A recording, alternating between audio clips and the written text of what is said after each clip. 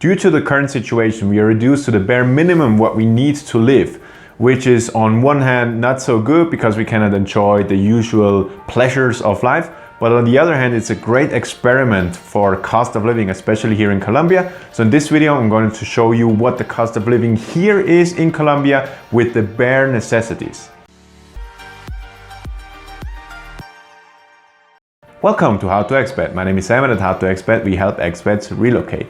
A couple of months ago, I had the idea to make an experiment with what does one really need in regards to cost of living here in Colombia. Like, what's the bare minimum somebody can get by? And I was like, nah, I don't want to do that. Like, we are busy with other stuff, and yeah, that didn't really fit into my lifestyle. Fair enough. Now the time has come that the current situation made us do that anyway. So I want to share the cost of living that I have here in Colombia as a couple. For the cost of living with the bare necessities.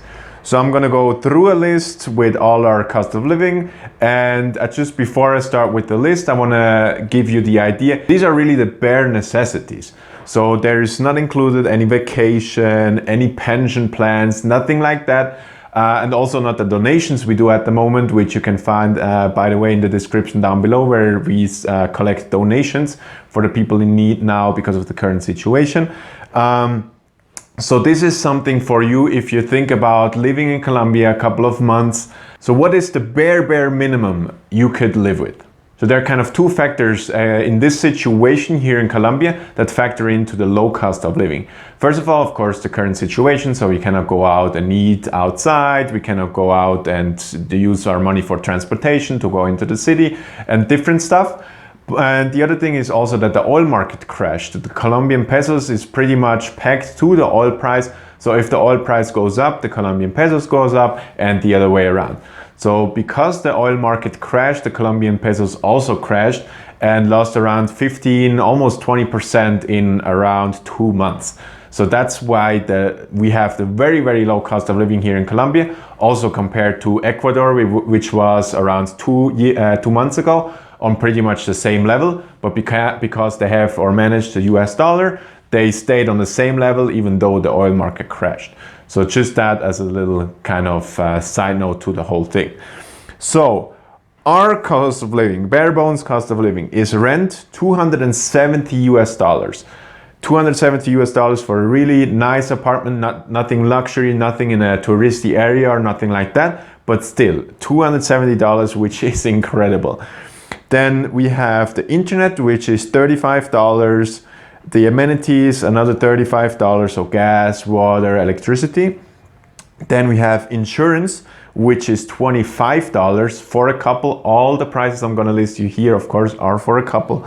Then medical always never goes away. So if you spend, even if you don't go out and go to the dentist, you still have to consider that month by month to have kind of like a fund. So when it's time to go to the dentist and it costs maybe $100, $200, or to go to the doctor or all of that, you have kind of the fund that you saved up month by month.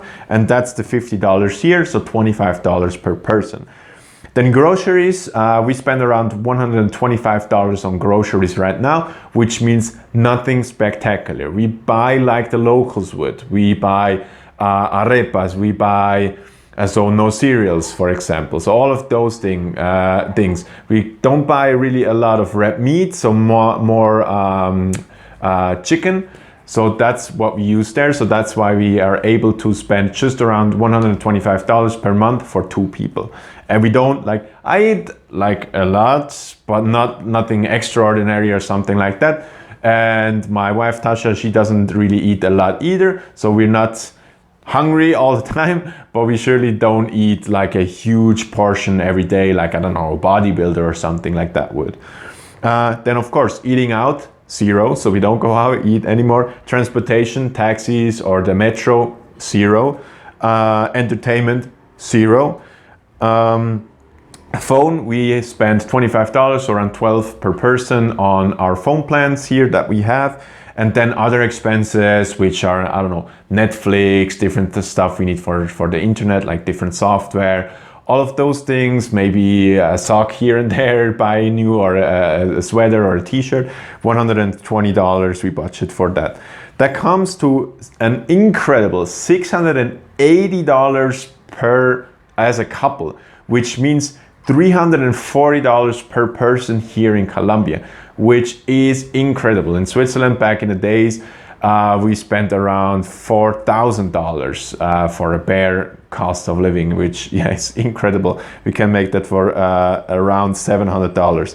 Then what I usually do is I put another 20% security in. So for stuff they'll never really know. So let's say your dog has an illness, or you yourself have an illness, which is not really covered in the fund for the $50 as I talked before. So all of those things I tend to consider in with another 20% of, let's say, a security kind of calculation, which is in this case $140, which comes to $820. So again, if you don't consider vacation, pension plans, all of those things, bare cost of living with a little bit of security calculated in, you can make it in Colombia for around $820 if you do it the right way. And if I don't say what I'm about to say right now, I know I'm gonna get 1,000 emails afterwards of people asking how they can make it happen as well. The thing is, if you are maybe in your home country, the United States, North America in general, Europe, or wherever, and you think about, yeah, you know what, I get Social Security, $1,000 a month, I should be able to do that because I'm not a couple, I'm just single, and yeah, the expat guy talked something about $820 a month. The thing is, with most of our clients, with most expats that we get, they will not be able to live in the neighborhood we are because it's too noisy for them. It's a little bit, not expat friendly enough. They need more space, especially people from North America, which are used to live in house. We live in a 700 square feet apartment, which for most expats we know and we experience with clients, it's not enough. And all of those things factor in. Usually, like one thing we didn't do, we don't really order, how is it called, with the Rappi, which is a delivery service. We don't have expensive subscriptions, so we don't pay for Netflix. We're in a family account, we don't have to pay anything. And all of those factors factor in. Next to that, we live very minimalistic, that we are able to make it like that. The other thing is also we're fluent in Spanish. So we got the apartment here with a lot of negotiation, running around. It took us months to get the apartment we're in right now. And it's unfurnished too. That's another factor why it's just $250 or $270 at the moment.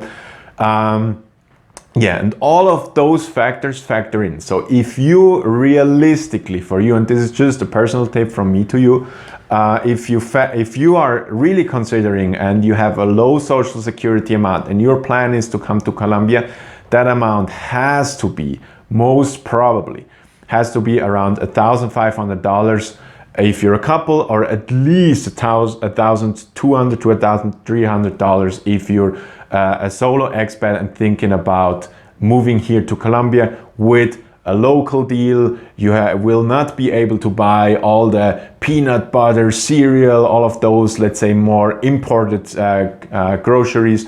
You are not able to go out and eat all the time. That's surely to consider. So $1,500 at least, or $1,300 at least as a solo expat with the bare cost of living. So again, no pension, no vacation, no going back to the States, no nothing like that. On the other hand, if you're a digital nomad, if you're kind of the backpacker person and you want to make it a little bit more long-term here in Colombia, then what you can of course do is share an apartment, you eat like a student would eat, right? All of those things. And then again, we share our cost of living as a couple with $820. That divided by 2 means $410. So you can make it happen. Let's say even if you live in a furnished apartment, which is a little bit more expensive, you surely can make it happen if you live like a student for $600 a month if you share an apartment. So yeah, just said that. I think that was a great experiment that we can do right now because we're kind of forced to just live with the bare minimum. And yeah, that comes to us around bare cost of living, $680.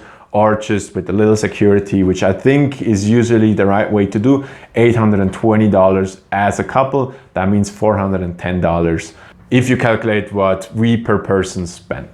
So yeah, I hope this video helped. I think it's very interesting to see what's possible, at least here in Colombia, and how we make it happen.